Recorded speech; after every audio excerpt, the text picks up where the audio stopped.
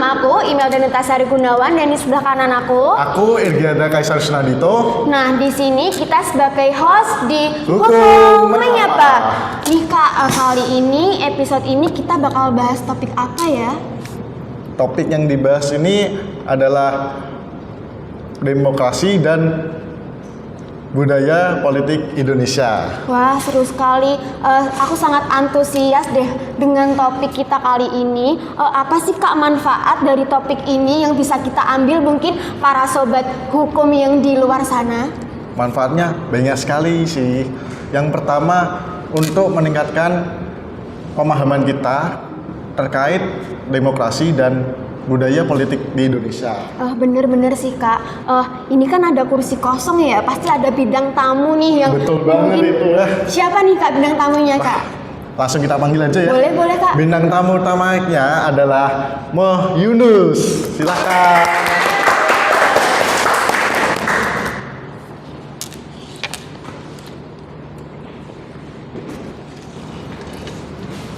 Wah, mari Kak. Halo Kak. Halo. Dari mana nih Kak tadi? Dari rumah Kak atau habis ada kerjaan? Habis diskusi tadi. Wah, diskusi apa nih Kak? Diskusi apa nih Kak? Itu berkaitan dengan masalah isu-isu yang sedang hangat dibicarakan. Tapi kita sebelum masuk ke topik pembicaraan kita hari ini, mungkin Kak Yunis bisa memperkenalkan diri dulu nih pada sobat hukum di luar sana, kan beberapa belum tahu Kak Yunis itu siapa sih? Ini apa ya? Perkenalannya ini secara umum bagaimana ini? Mungkin lengkap ya, nama panjang, nama panggilan, alamat mungkin ya, alamat. Terus udah punya pacar apa belum sih Kak? Aduh. Ini podcastnya Hukum Menyapa ya? Iya, Hukum Menyapa. Hukum Menyapa. Hukum Menyapa. Perkenalkan ya, nama saya Muhammad Yunus.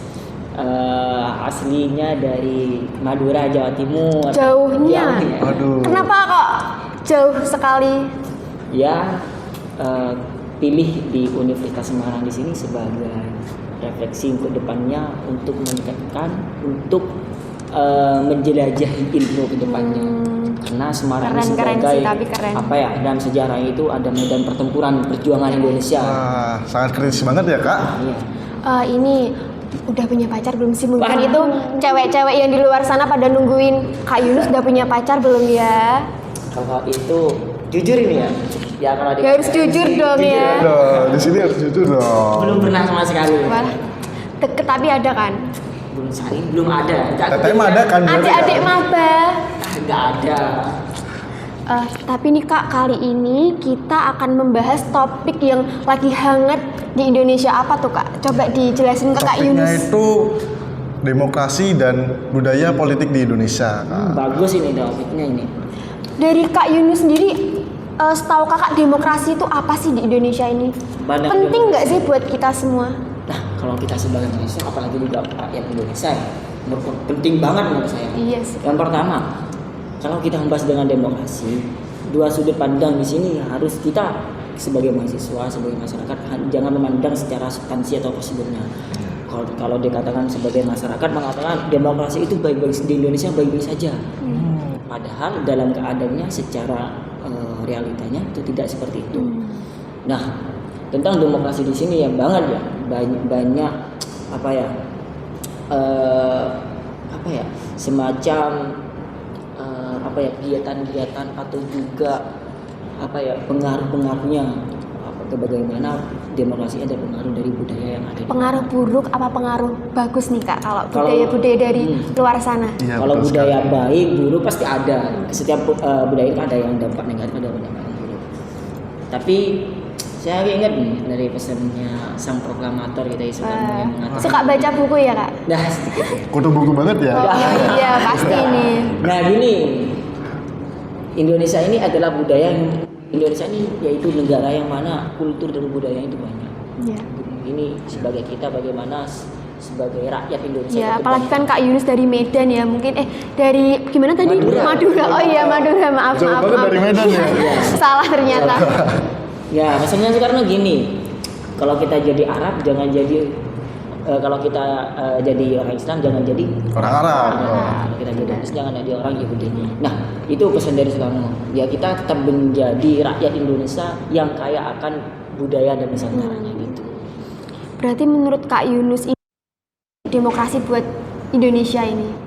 Penting banget kita belajar tentang demokrasi di Indonesia di sini. Kalau kita Soalnya kan kadang anak muda sekarang itu melupakan demokrasi gitu ya Kak, kayak budaya-budaya luar sana pada dicontoh. Menurut Kak Yunus gimana soal kayak gitu?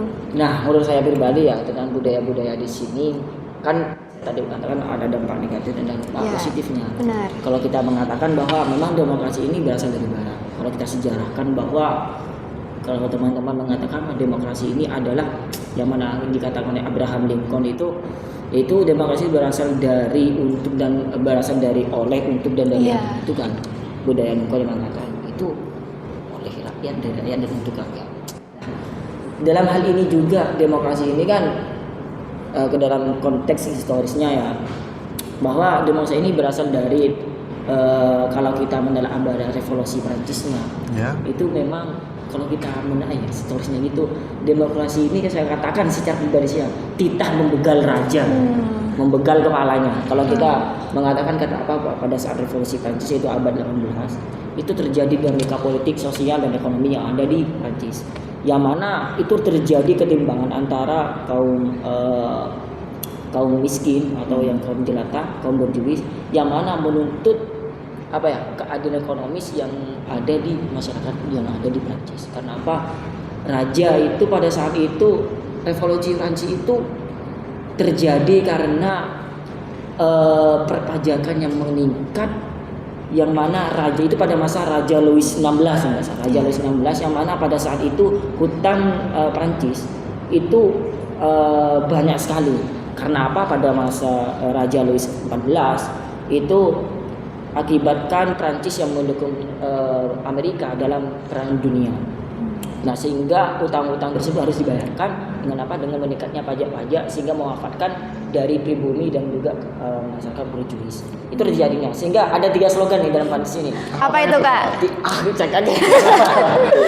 3 slogan di sini bahwa revolusinya Prancis ada 3 slogan yaitu libertarian, equality dan juga fraternity. Yang mana itu adalah yaitu kebebasan, keadilan, persaudaraan. Ini menjadi 3 slogan bagaimana reformasi di sini.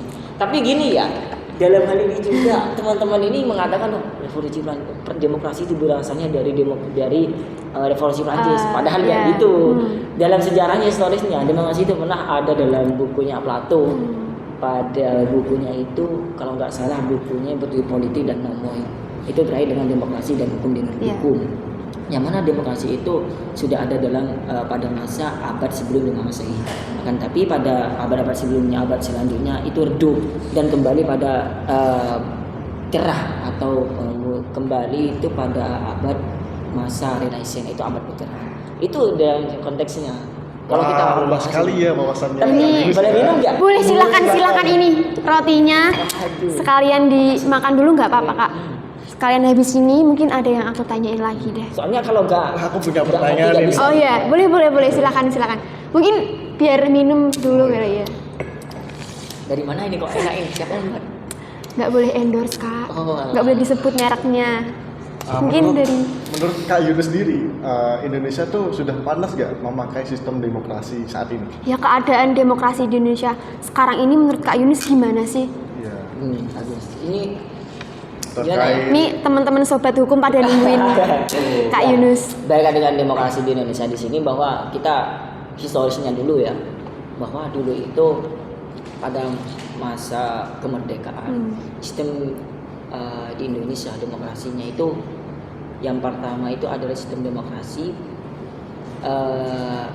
demokrasi ya 1945 kalau konteks sejarahnya itu yang paling demokrasi kan ini kan bermacam-macam. Iya, benar. Dalam Kak. buku sejarahnya itu bermacam-macam, dibumbui. Mungkin pandangannya Ya, pandangannya ada itu ya, Kak. demokrasi dibumbui dengan sosialisme, Ya. demokrasi kalau Indonesia demokrasi terpimpin, itu kan demokrasi Ya. Pancasila. Kalau saya katakan bahwa Indonesia di sini bahkan demokrasi yang Pancasila. Nah, mana Pancasila ini sebagai apa ya? Semua ideologi-ideologi yang ada di barat itu tampung semua di dalam Pancasila. Kenapa di Pancasila di sini seperti dari sila yang pertama sampai dari keempat itu merupakan sila-sila yang mana kita patut bangga sebagai penggagas dasar-dasar Pancasila ini, Bapak Soekarno patut bangga. Jadi dari sistem demokrasi di sini bahwa dulu ini ada kemelut antara Soekarno sama Hatta. Gimana tuh Kak? Kemelut ini.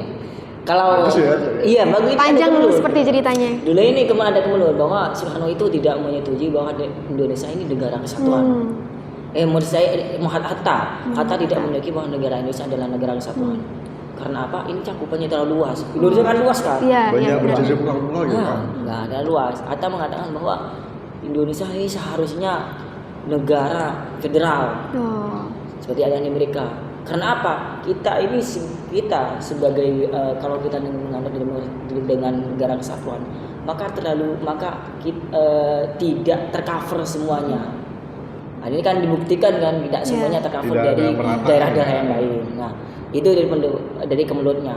Tapi dalam hal itu juga ada kemelut ini. Intinya kemelut itu sangat seru antara Soekarno dan Hatta. Ini kemelutnya tentang perumusan dalam Undang-Undang Dasar. Itu kemelut antara Soekarno dengan Hatta. Soekarno dan Hatta ini Soekarno tidak pada itu membahas tentang hak asasi manusia. Soekarno itu mengatakan bahwa hak asasi manusia itu adalah budaya Barat, jangan dibawa ke Indonesia. Jadi hak asasi manusia itu harus dilindungi dan dijamin, yang mana hak itu adalah haknya masyarakat, haknya rakyat kita. Jadi Hatta tidak seperti itu. Hatta mengatakan bahwa jaminan dan perlindungan itu harus dicantumkan dalam perumusan undang-undang. Karena kan kita tidak tahu ke depannya apakah hak asasi manusia itu dijamin apa tidak. Iya, Nah, benar Kak. ini kemelut, tapi yang uniknya Soekarno dan Hatta itu kemelut pertengkaran pikiran, tapi sekitar selesai mereka berdampingan. Malahan yang nyari istrinya wakil presiden kita yaitu Muhammad Hatta itu Soekarno. Ya. Sehingga unik kan, berboncengan Unik sepeda yang kali itu berduaan gitu. Ini Kak Yunus baca buku apa sih kok tahu semua soal Rasanya Soekarno sekali ya. sampai istri-istrinya pun tahu ya? Nah, gini, saya menyampaikan bahwa yang berada pemerintahan harusnya bagaimana mengetahui lika-liku sejarah historis, pandangan dan juga wawasan yang ada di founding father kita, yaitu pendiri Indonesia, pastinya penggagas semuanya. Dulu itu yang saya bikin sedih. Saya baca salah satu bukunya itu tentang Soekarno, Hatta dan Syahrir. Itu dalam bukunya Hatta saya sampai menangis. Koleksi bukunya banyak sekali ya. Iya. Saya sampai nangis. Yang dari Hatta itu sampai menangis ya. Kenapa? Ketika Hatta itu berhenti jadi wakil presiden, dia itu salah satu dalam catatan hariannya itu pengen salah satu sepatu. Sepatu apa sih saya nggak tahu mereknya. Dia pengen seperti itu. Mungkin sepatu Nike atau Adidas. Nggak boleh sebut merek, nggak boleh. Nah, sepatunya ini sampai akhir hayatnya nggak sampean, nggak beli, soalnya nggak ada uang. Karena apa? Sampai anaknya itu pengennya kenapa gak kayak kotak amal ya, apa namanya kalau bahasa Jawa itu sumbangan. Tapi Hatta dia mau tidak, saya tidak seperti itu. Kalau memang ini rezekinya ya kita bisa beli, kalau tidak ya nggak apa-apa. Tapi sampai akhir hayatnya yang diidam-idamkan oleh Muhammad Hatta, Bapak Muhammad Hatta ini tidak terwujudkan sepatu ini. Tapi ini sebagai gambaran kepada yang ada di pemerintahan, bagaimana yang seharusnya mereka sebagai pemimpin ataupun perwakilan rakyat kita itu bagaimana menjunjung tinggi rakyat kita untuk mendapatkan jaminan. Iya benar. Hak-haknya. Ya benar. Ini sobat hukum di rumah sana, mungkin kita kan nggak membahas soal demokrasi aja nih, kita juga membahas mengenai budaya politiknya di Indonesia sendiri. Menurut Kak Yunus, budaya politik di Indonesia itu gimana sih sekarang?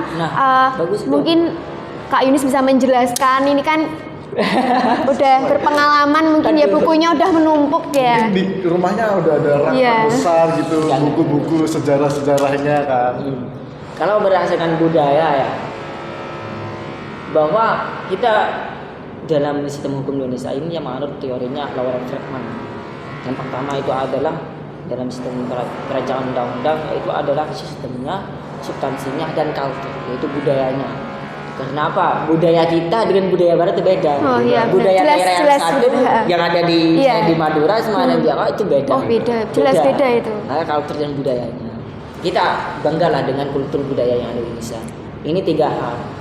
Tapi ini pendapat dari Prof. Jimli yang mengatakan tidak hanya budaya, sistem, dan substansinya saja, tapi etiknya, yaitu kalau ada rule of law, yaitu kita ada rule of the ethics, yang mana ini memberikan pemahaman bagaimana sistem dalam perancangan hukum di Indonesia ini tidak termarginalkan, apalagi tidak ada tumpang tindih. Karena apa? Dalam teorinya Mustarif bukan ada 3, yaitu ada kemanfaatan, kepastian, dan keadilan. Itu tiga konsepnya. Nah, kalau budaya di sini memang terjadi lika-liku lah dari masa pemimpinan Soekarno, pemimpinan Soeharto, Habibie, terus Gus Dur, Megawati, SBY, presiden yang sekarang. Itu ada kemelutnya masing-masing. Kalau Soekarno itu identik dengan TKI-nya, bukan kemelut ya karena tragedi PKI, terus Soeharto karena KKN, polisi korupsinya dan Timur dan juga kalau dari Gus Dur itu kemudian karena Brunei Gates itu untuk Brunei Gates. Kalau masa untuk SBY itu ada kemudian masing-masing. Nah, kalau tarik belakang sedikit ya presiden gini bahwa sistem hukum yang di Indonesia demokrasi ini menurut saya ini masih masih semi-semi lah. Karena apa? Penegakan hukum Indonesia di sini bahwa belum rata dan belum kuat sama sekali. Ya, benar. Nah, sangat di sini disayangkan kita mengatur bahwa akibat putusan-putusan yang kemarin seperti pada itu ya, seperti putusan 90 dengan wakil presiden itu, yang mana dalam konstitusi itu jelaskan bahwa dalam undang-undangnya itu 35 masih 40 tahun boleh. Nah, ini kan regulasi seperti itu kan diubah dengan adanya putusan Mahkamah Konstitusi. Ya memang putusan Mahkamah Konstitusi itu ini kan ada pro kontranya. Bahwa putusan Mahkamah Konstitusi itu ada putusan Mahkamah Konstitusi ada final and binding, itu final dan mengikat. Jadi ini kan kayak juga putusan Mahkamah Agung terkait dengan usia calon kepala daerah itu kan yang kemarin itu dibahas kan. Tapi sebelum kita membahas itu mungkin kita istirahat sejenak dulu biar para penonton sobat di luar sana pada bertanya-tanya selanjutnya apa nih, bahas apa nih gitu. Jadi teman-teman tunggu dulu, kita bakal kembali lagi di part selanjutnya. Dadah.